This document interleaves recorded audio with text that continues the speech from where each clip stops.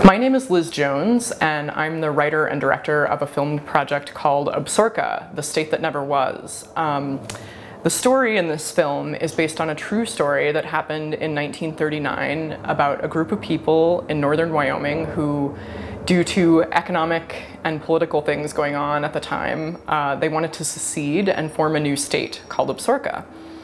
And the style that I want to do this film in is what's called a hybrid film, in that it's a true story, so there will be documentary elements in it, like interviews with experts and historians, but I'm also going to try and do recreations of key scenes from this story in a more narrative form.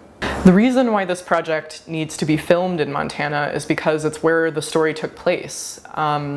As the people were making plans for this new state of Absaroka and mapping it out, they were planning for it to include southern Montana, as far north as Hardin and as far east as South Dakota. I want to shoot the recreations for the film in the land in which the story took place, and I want to use local crew and local talent to fill in extra roles in the film. The story of Absaroka is a uniquely Western story, and so it's only fitting to shoot as much as I can in Montana. Please take a look at the trailer that I put together so far. It includes footage that I shot in Wyoming and Montana, and thank you very much for your support of the Absaroka film. Absaroka. Absaroka? Absaroka. Absaroka. Absaroka. 5 years ago, we faced a very serious problem of economic and social recovery. For 4.5 years, that recovery proceeded apace. It is only in the past 7 months that it has received a visible setback. Why you secede? Of course.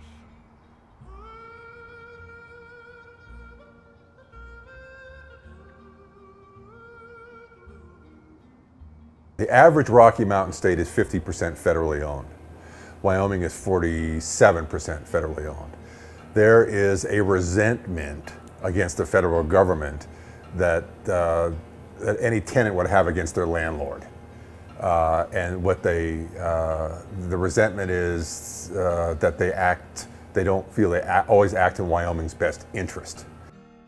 I came to the conclusion that the present day problem calls for action, both by the government and by the people, that we suffer primarily from a failure of consumer demand because of lack of buying power.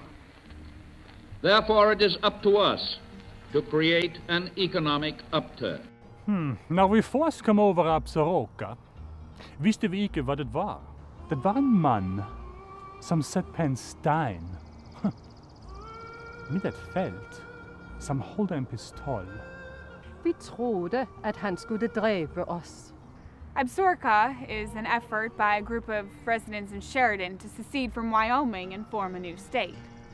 I'm A.R. Swickard, former commissioner of Sheridan, Wyoming, now governor of the great state of Absaroka. Roosevelt's a damn socialist, not to mention a damned idiot. The level of government spending, regulation under Roosevelt is obscene. You can't take a piss anymore without what? You can't take a piss anymore without hitting the WPA, the AAA, the NRA, the NRLA, or some such nonsense. I thank God there's only 26 letters in the alphabet. One of the social aspects of what would have been happening in '39, it was this kind of developing new feeling, which of course had its political aspects, the Indian New Deal. And so people were being employed like they'd never been before. Crows were introduced, really, the general population was being introduced to wage labor, which never really existed on the reservation before, because of the construction of roads, irrigation canals, buildings.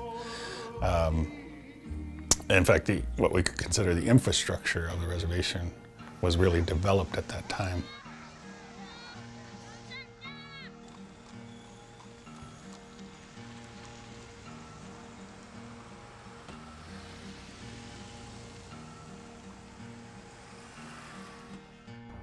Well, I was voted the very first Miss Absaroka. I think it's just wonderful. I mean, it's real interesting, you know? I didn't even realize you could just start a new state just like that.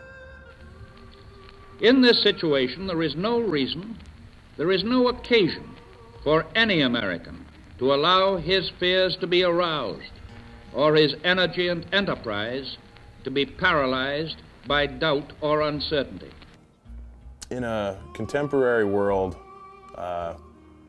if we were to redefine our borders,